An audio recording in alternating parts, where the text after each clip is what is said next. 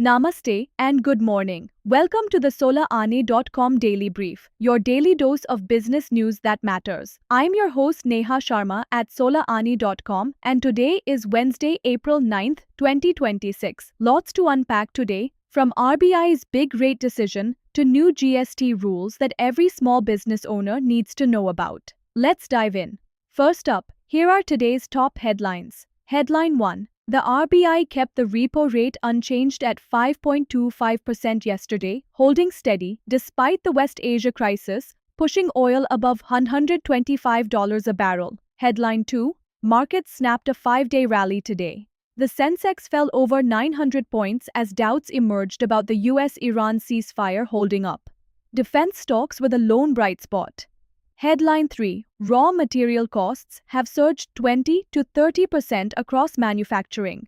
Smaller players are being pushed toward exits or acquisitions as margins evaporate. Headline 4. The World Bank released a fresh report today saying India remains the fastest growing major economy, projecting 6.6% growth for FY27. Headline 5. TCS announces Q4 results today, with analysts expecting a 12.5% jump in net profit. All eyes are on their AI deal pipeline. And headline 6, GST 2.0 is now live.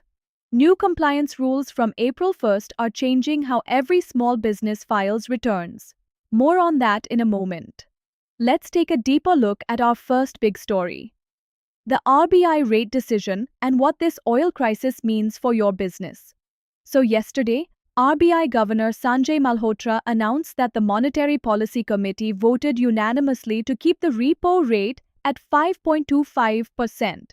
This is the first policy decision since the Iran conflict escalated, and the message was clear: stability first.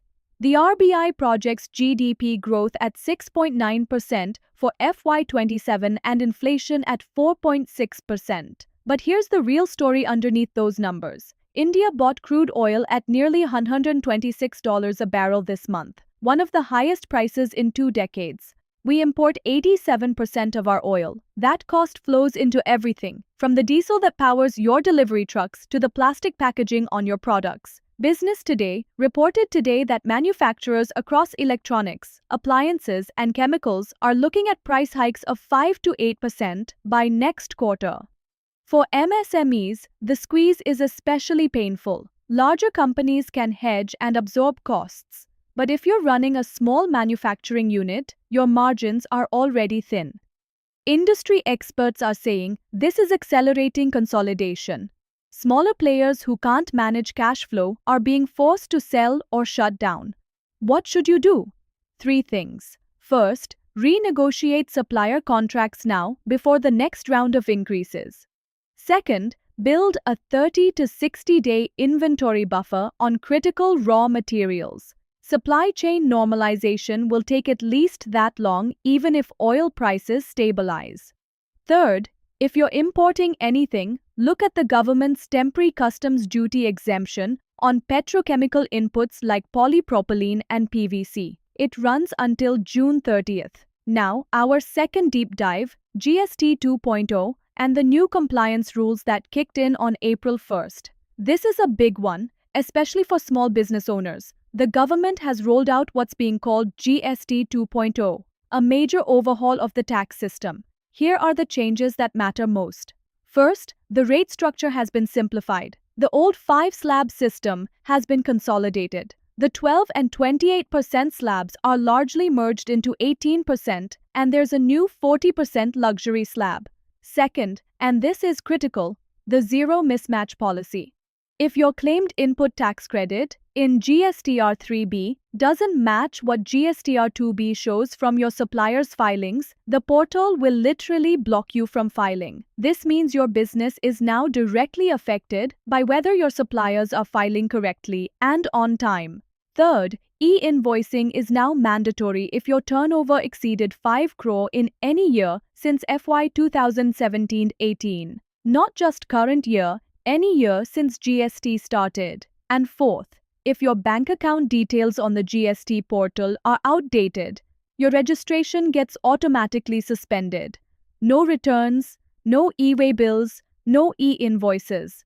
Here's what you need to do this week.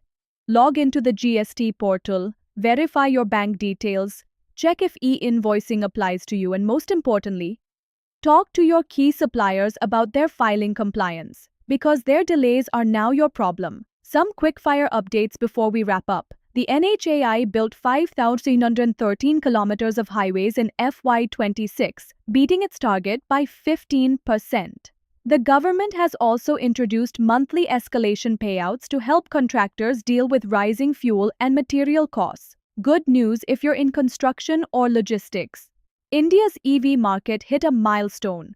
2.45 million electric vehicles sold in FY26, up 25% year-on-year. Electric two-wheelers are leading the charge at 1.4 million units. If you're in the auto components or servicing business, the EV transition is no longer something coming. It's here. And Zepto, the quick commerce unicorn, got SEBI approval for its $1.3 billion IPO. This signals continued investor confidence in India's consumer tech story despite the global headwinds. Also worth noting, the RBI has made two-factor authentication mandatory for all digital payments from April 1st. If you're running an online business, make sure your payment gateway is compliant. So what does all this mean if you're running a business in India today? 1. Costs are going up. Whether it's raw materials, fuel, or compliance, plan for higher expenses this quarter. Build it into your pricing now. Don't wait. 2. Compliance has gotten stricter. GST 2.0 is not optional. Get your house in order this week. Bank details, supplier checks, e-invoicing setup. 3.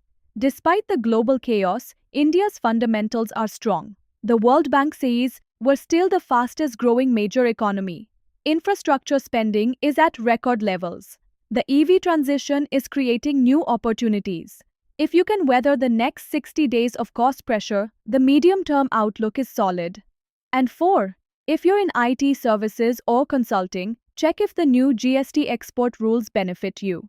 Services to overseas clients now qualify as zero-rated exports. That could be real money back in your pocket.